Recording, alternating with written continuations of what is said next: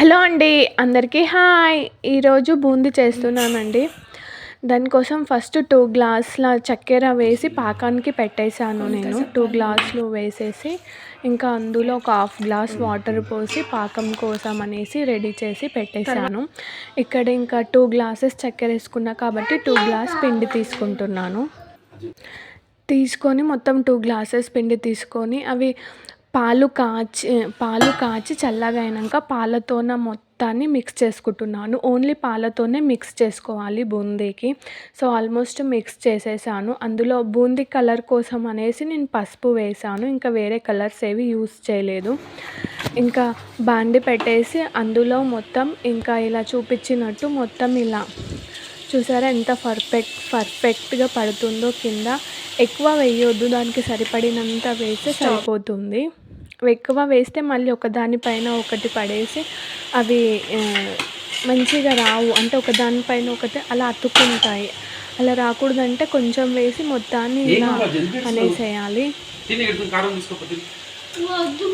బూందీ కోసం అనేసి మీడియంలోనే అంటే హై ఫ్లేమ్లో పెట్టుకోవాలి. కానీ ఎక్కువ కలర్ వచ్చే వరకు ఎక్కువ పెట్టొద్దు. ఇలా వేసి ఇలా తీసేస్తే మనకి లడ్డూలు కట్టుకోవడానికి ఈజీగా ఉంటుంది. సో బూందీ పర్ఫెక్ట్గా ఉంటుంది.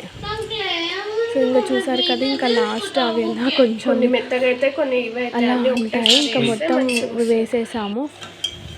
ఇంక ఇదే ప్రాసెస్ ఒక 6-7 టైమ్స్ చేశానండి. ఇంకా తర్వాత కిస్మిస్లు కాజులు అవి వేయించేసి ఇంకా దీంట్లోనే వేసేసాను. మొత్తం మిక్స్ చేసేసాను. ఇది మొత్తం రెడీ అయిపోయింది. ఇంకా చూసారా మొత్తం ఇలా చేసేసాను. ఇంకా మీకు తెలియడం కోసం అలా పీసుకి చూపిస్తున్నాను. చూసారా ఎంత మెత్తగా వచ్చిందో. సో ఇంకా పాకం రెడీ అయిపోయింది ఆల్మోస్ట్. ఇంకా పాకం ఇలా జాగ్రత్తగా ఉండాలి అని చూపిస్తున్నాను. అగ చూసారా అలా ఉండాలి పాకము. చాలా గట్టిగా చేసుకోవద్దు, మీడియంలో ఇలా జారేటట్టు ఉంటే పాకం రెడీ అయిపోయినట్టే. ఇంకా మొత్తం పాకం మొత్తం అందులోకి వేసేస్తున్నాను.